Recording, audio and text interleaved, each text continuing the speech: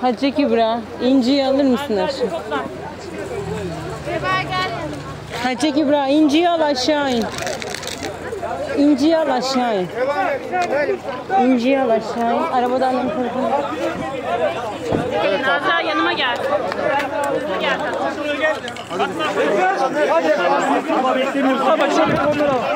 Yine Hatice Kübra, inciyi götür.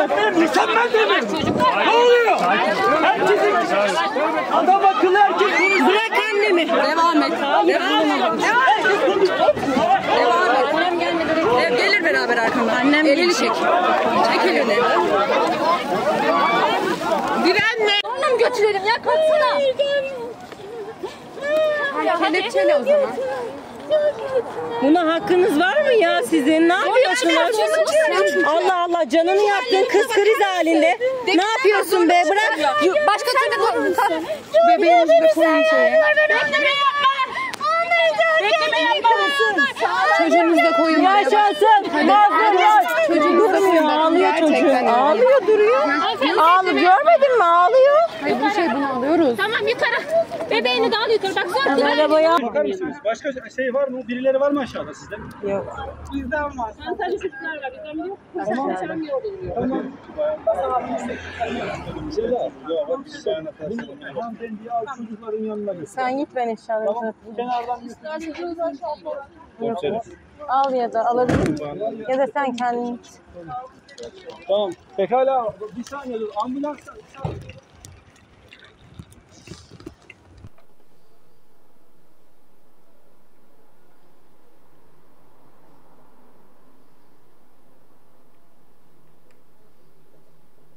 Bizler 7 Ekim'den beri Gazze direnişine, Filistin mücadelesine destek vermek için elimizden gelenleri yaptık.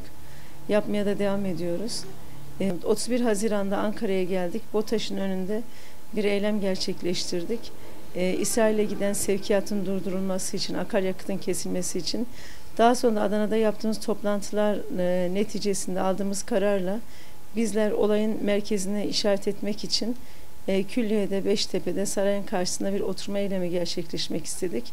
Ve ayın birinde oturma eylemimizi başlattık. 2 saat süren bir eylem sonucunda sessizce biz barışçıl nitelikte taleplerimizi gayet medeni dile getirerek bir eylem gerçekleştirdiğimiz halde polislerin çok haddi aşan bizlere müdahalesiyle karşılaştık. Polis Gazze gibi bir konuda gerçekten çok ciddi derecede saldırgan tavırlarıyla hem Gazze mücadelesinde alay edici, hakaret edici sözlerle, davranışlarla bizlere müdahale etti. İçimizdeki erkek kardeşlerimize, bizlere çeşitli saldırılarda bulundular.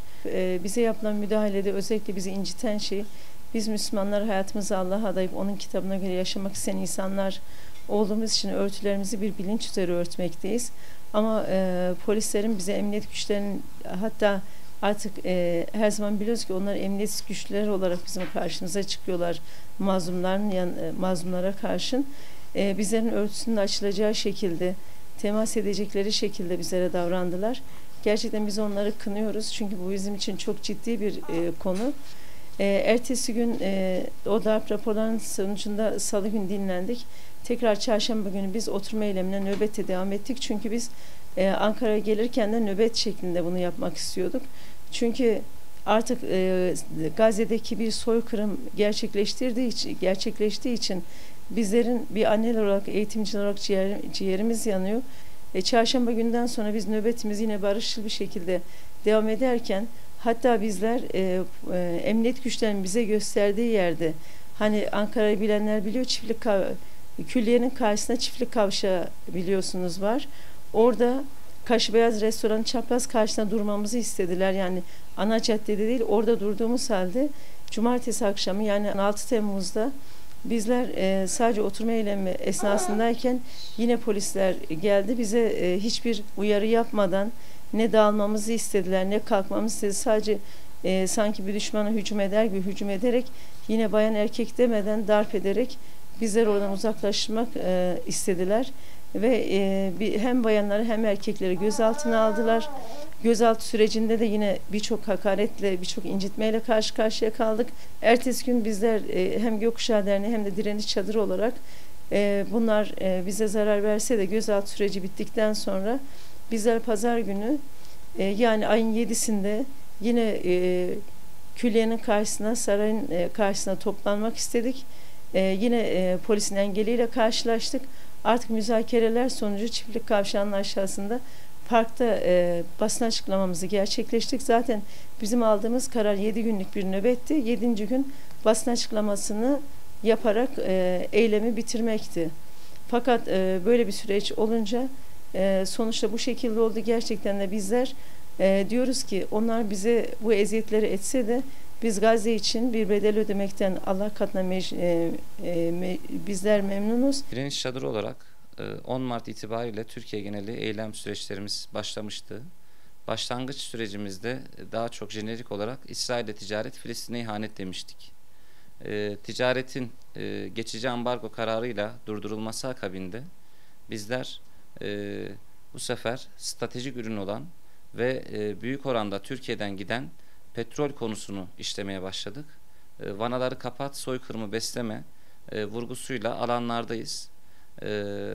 Ve son yaptığımız eylem sürecinde de, Beştepe'de yaptığımız eylem sürecinde de orada olma amacımız ve nedenimiz BOTAŞ malumunuz üzere Varlık Fonu'na bağlı. Varlık Fonu da doğrudan Cumhurbaşkanlığına bağlı.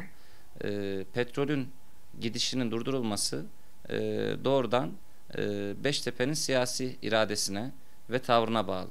Bundan kaynaklı petrol sevkiyatının durdurulması ve diğer aynı şekilde aynı seviyede önemli gördüğümüz çifte vatandaşların vatandaşlıktan çıkartılması, serbest ticaret anlaşmasının son bulması, yerli sermayenin İsrail'de olan yatırımların son bulması gibi başlıklarla alandaydık.